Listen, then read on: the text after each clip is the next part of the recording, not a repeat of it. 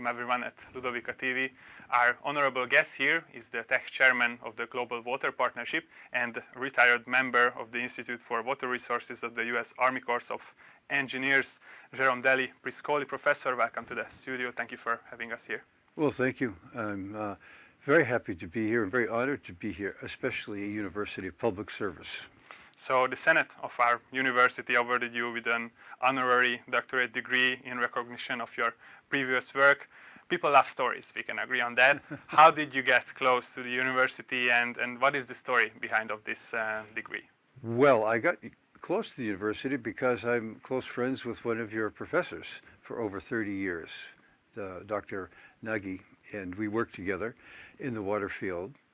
And the story behind my degree is the work I have done in water resources, which has transcended many countries, first in the United States, of course, because that's where I was in public service, but in that capacity all over the world, many universities, and across many fields: conflict, water policy, economics, political science, social impacts, environmental impacts. So it's a long story. It's a story of 40 plus years of work.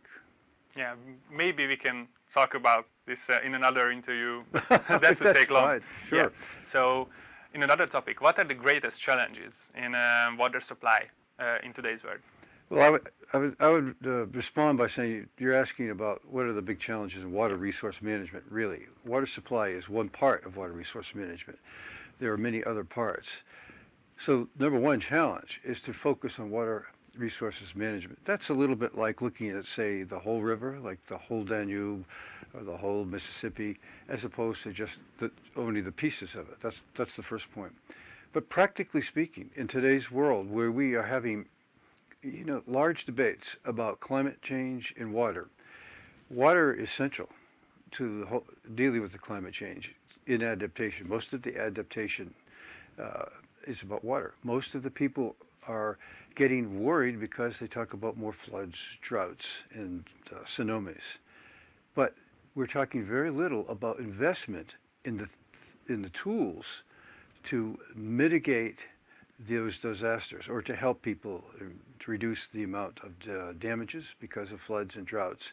Yet those are the things that we talk to people that we must do for climate change. So what's the result, to answer your question? We need a closer link between the water community and the climate community. Okay, and focusing on Hungary, because we are in Hungary, of course. So our country is basically in a great position of water resources, we can say that. And where do you see our country's future in connection with the water conflicts and the field of water?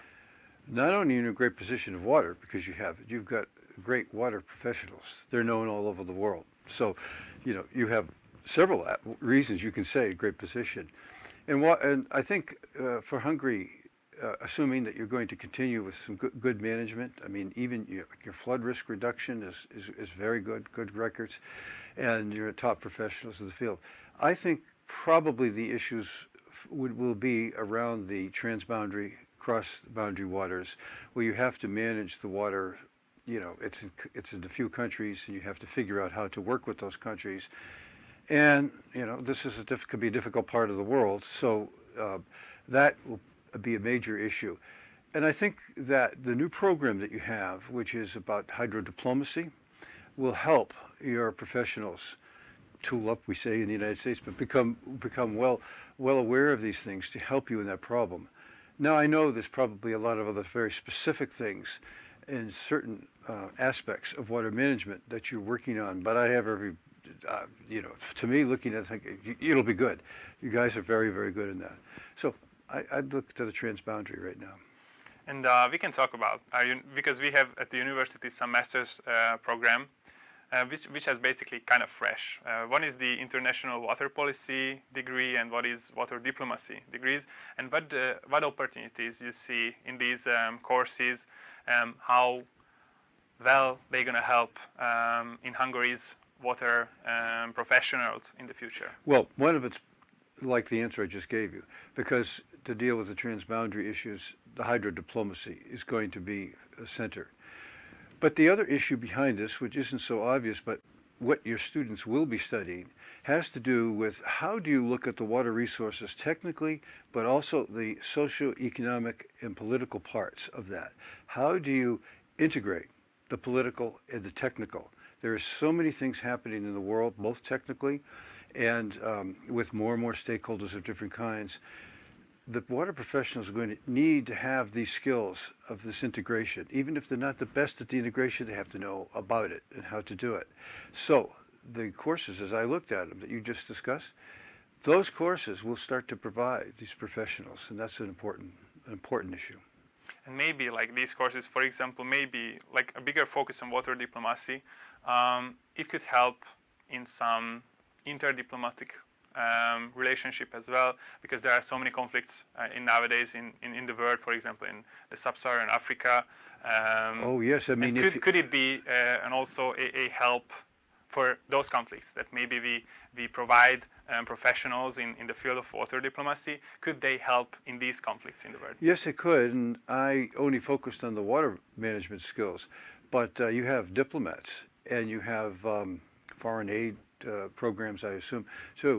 So for those people who probably aren't water specialists, but if they're going to Africa or other parts of Asia, they are going to be confronted with water resources and the conflicts around water, meaning the conflicts over the use of this water, and they will really need to have the kinds of understandings and skills they're likely to get from here. So, first we talked about the water professionals and what they can do, but certainly the diplomatic professionals and the foreign aid professionals. And for the youth, what's your message, Professor, for the youth? Glad you Why asked. is it worth to sons. study on the field of water? I have sons too. No, it's great. It's a great question. And I know at the GWP where we've been working very hard with the youth, and so have the other organizations.